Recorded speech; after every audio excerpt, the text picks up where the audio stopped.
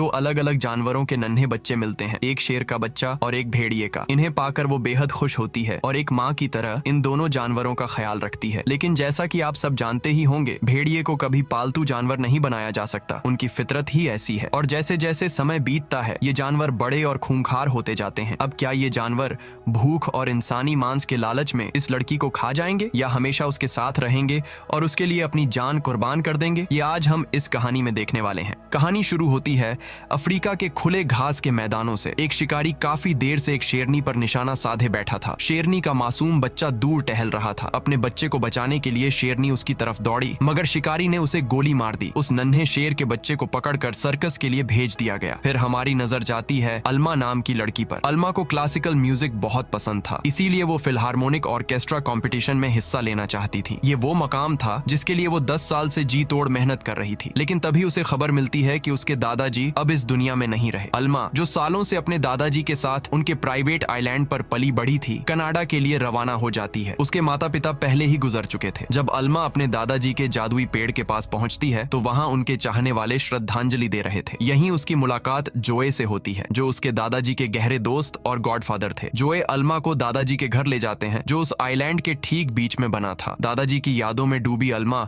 उनकी चीजें और फोटोज निहार रही होती है। जोए उसे बताते हैं, तेरे दादाजी ने तेरे लिए कुछ रिकॉर्ड किया है, और एक कैमरा उसकी तरफ बढ़ाते हैं। वो कहते हैं, तुझे कुछ दिन यहीं रुकना चाहिए। मगर अल्मा जवाब देती है, मुझे कल ही लौटना है, कंपटीशन जल्द शुरू होने वाला है। रात को अल्मा अपने दादाजी का रिकॉर्डेड मैसेज सुनती है। उनकी आवाज में प्यार और सुकून भरा था। मैं तुझसे बहुत मोहब्बत करता हूँ और हमेशा तेरे साथ रहूंगा। फिर वो उसे एक मादा वुल्फ दिखाते हैं, जो उनकी करीबी दोस्त बन चुकी थी। इस मैसेज से अल्मा बहुत जज्बाती हो जाती है और पियानो बजाने लगती है। इसी बीच हमें उस शिकारी का प्लेन दिखता है, जिसमें वो शेर का बच्चा यानी लायन कब ले जा रहा था। मगर मौसम खराब होने से प्लेन क्रैश होकर अल्मा के प्राइवेट आइलैंड पर गिर पड़ता है। धमाके की आवाज अल्मा सुनती है, लेकिन तूफानी मौसम की वजह से वो बाहर नहीं जा पाती। अगली सुबह 2 साइंटिस्ट चार्ल्स और एली आइलैंड पर नजर आते हैं। उन्होंने पूरे आइलैंड में जाल बिछाए थे, क्योंकि वो व्हाइट वुल्फ कैनिस लपस प्रजाति को पकड़ना चाहते थे। ये प्रजाति खत्म होने की कगार पर थी और वो अपनी ब्रीडिंग फैसिलिटी में इसे बचाने की कोशिश कर रहे थे। जीपीएस ट्रैकर से उन्हें सिग्नल मिलता है, मगर वो मादा वुल्फ जाल काट कर भाग निकलती है। जब चार्ल्स और एली वहां पहुंचते हैं तो हैरान रह जाते हैं। वो भेड़िया ट्रैप से बच निकली थी। उधर अल्मा तैयार होकर क्रैश साइट की तरफ निकलती है। रास्ते में उसे वही मादा वुल्फ मिलती है